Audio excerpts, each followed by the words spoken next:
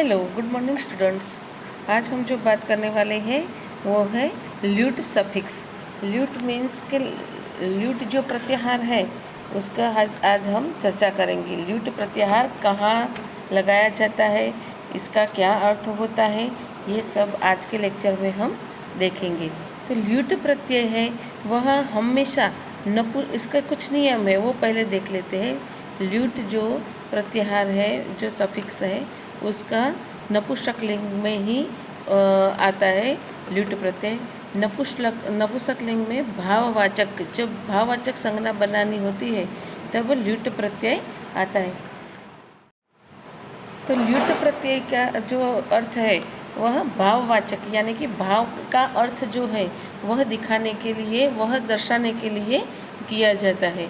तो लौकिक भाषा में जब हम खाना पीना, कुछ होना, टहलना आदि जब कहते हैं, कहा जाता है, वैसे भाववाचक अर्थ में व्यक्त किए गए हुए उसे व्यक्त करने के लिए संस्कृत में ल्यूट प्रत्यय लगाने से तत्प्रत्यय यानी कि शब्द के केवल नपुंसक लिंग शब्द ही उसमें प्रयोग होते हैं। कि जैसे ल्यूट में लकार जो है वो लकार का टकार इत संज्ञक है, और बाकी जो बचता है ल्यूट यानी कि यू जो है वह बाकी बचता है। तो उनके स्थान पर यवोर नाको जो सूत्र है, यवोर नाको जो सूत्र है, उस सूत्र से अन आदेश होता है। तो हम उसके कुछ शब्द देखते हैं। जैसे हस शब्द है, तो हर्ष शब्द, हस धातु के पीछे हम ल्यूट प्रत्यय लगाते थे। हस प्लस ल्यूट लगाते हैं, तो ल्यूट होने पर अनुबंधन लोप होकर जो यू है वह यू के स्थान पर जो हमने पहले सूत्र बताया यवोर नाको, वह सूत्र से वहाँ अन होगा। अन आदेश होकर हस प्लस अन ऐसा होकर हसन ऐसा शब्द प्रयोग किया जाता है, ऐसा शब्द यहाँ बनता है। बल आदि होने के कारण ईट जो है वह आगम नहीं होता। यहाँ प्रातिपादिक संज्ञा सु, अम वगैरह जो शब्द है वह लग के हसनम। जैसे हम यहाँ शब्द लेते हैं अर्च शब्द है, अर्च शब्द के पीछे हम ल्यूट प्रत्याहार का प्रयोग करते हैं। तो अर्च प्लस ल्यूट, उसके बाद जो शब्द बनता है वह पूरा शब्द नपुंसक लिंग में ही होगा। वैसे अर्चनम, अन जो यू होता है, यू के बाद यवोर नाको जो सूत्र है वह सूत्र से उसका अन हो जाता है। तो अर्च शब्द प्लस अर्च जो धातु है उसके पीछे ल्यूट प्रत्यय लगाने से अर्चनम यानी कि पूजना, जो पूजते हैं उसको, वह अर्चना करते हैं, पूजा करते हैं। तो अर्च शब्द के पीछे ल्यूट प्रत्यय का प्रयोग करके अर्चनम यानी कि पूजना। वैसे ही हम गर्ज धातु लेते हैं, गर्ज यानी कि गर्जन करना। तो गर्ज धातु के पीछे जब ल्यूट प्रत्यय लगता है तो गर्ज प्लस अन गर्जनम यानी कि गरजना। जो प्राणी है वह जो गर्जना करते हैं वह शब्द है गरजना। इसके बाद जो शब्द है धातु है कथ धातु। कथ धातु का अर्थ होता है कहना। तो कथ धातु होता है, कथ के पीछे ल्यूट प्रत्यय लगता है, तो वहाँ जो दो शब्द है ल और ट, उसका इत संज्ञक होकर वह लोप होता है। तो बाकी जो बचता है वह यहाँ पर भी यू है जो वह बाकी रहता है। तो यू के स्थान पर यवोर नाको जो सूत्र है वह सूत्र से हम अन लगाते हैं। तो कथ प्लस ल्यूट, तो उसका जो शब्द होगा वह होगा कथनम यानी इसका जो अर्थ है कहना। वैसे जन शब्द है, तो जन के पीछे हम ल्यूट शब्द लगाते हैं, तो जननम जैसे पैदा होना यानी कि जन्म धारण करना। ऐसे हमारे जो नियम है उससे हमें प्रतीत होता है कि यहाँ ल्यूट शब्द के पीछे जो अन धातु के पीछे अन शब्द लगता है, अन शब्द के बाद उसका जो शब्द पूरा शब्द बनता है वह हमेशा नपुंसकलिंग में ही होता है। और यहाँ जब ई, उ और रु 3 होते हैं तो ई का गुण संज्ञक होता है, तो यहाँ ए, ओ और इस ऐसे उसमें प्रयोग होता है और गुण संज्ञक शब्द बनता है और पूरा जो शब्द है वह है नपुंसकलिंग में बनता है। विद्यार्थी मित्रों, हम जो बात कर रहे थे वह है ल्यूट प्रत्यय। ल्यूट प्रत्यय के कुछ नियम हैं, तो कुछ नियम हम फिर से देखते हैं कि वह हमेशा नपुंसकलिंग में भाववाचक संज्ञा बनाने के लिए प्रयोग होता है।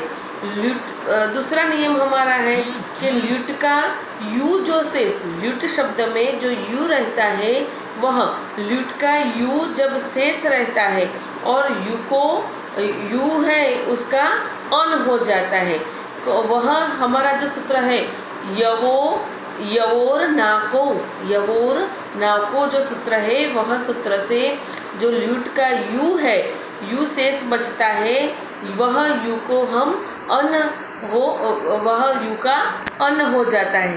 इसके बाद हमारा जो तीसरा नियम है वह है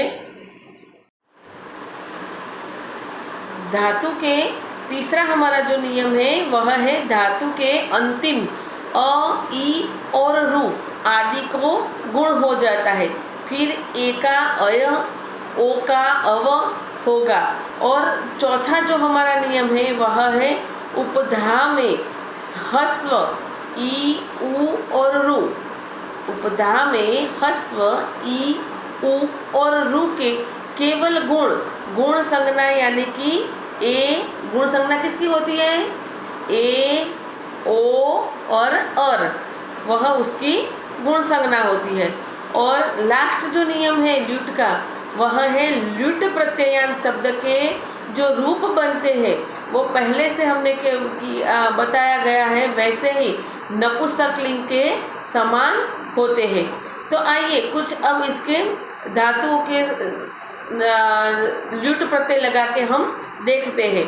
तो पहला नियम है जो नियम है उसके अनुसार अंतिम गम धातु है, तो गम धातु को हम ल्यूट प्रत्यय लगाते हैं, तो गम प्लस ल्यूट प्लस इसका जो ल्यूट का यू रहता है उसका हमें क्या करना है? यन करना है, अन करना है, सॉरी, ल्यूट का यू जो है उसके बदले हमें जो है वह उसका अन शब्द करना है। तो अन शब्द करने से गम प्लस ल्यूट उसका गमनम ऐसे शब्द बनता है। तो वह शब्द हमेशा नपुंसकलिंग के जैसे ही होता है। इसके बाद हम दूसरा एक शब्द लेते हैं, वस धातु है, वस धातु को ल्यूट प्रत्याहार हम लगाते हैं तो वसनम। इसकी तरह पठ धातु है उसे हम ल्यूट प्रत्यय लगाते हैं तो पठनम। अब देखो नी धातु है, नी यानी कि लेके जाना, नी यानी लेके जाना।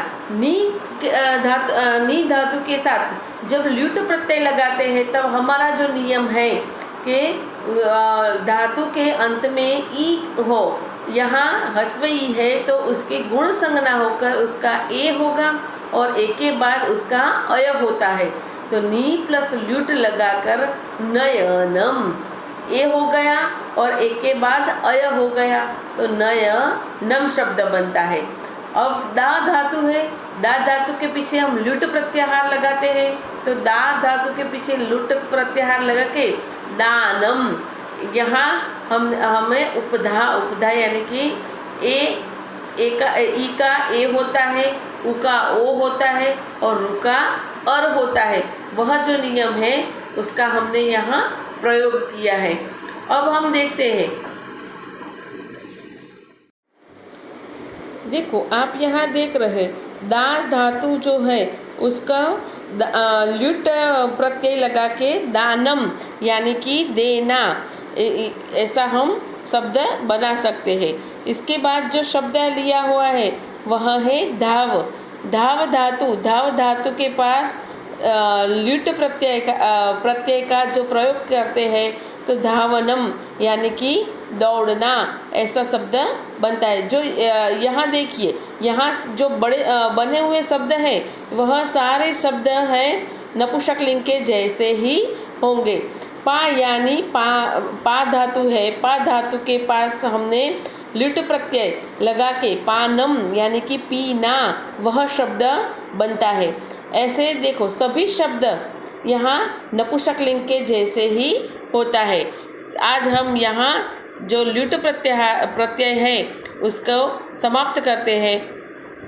अगला जो प्रत्यय है वह हम नेक्स्ट लेक्चर में देखेंगे। Thank you.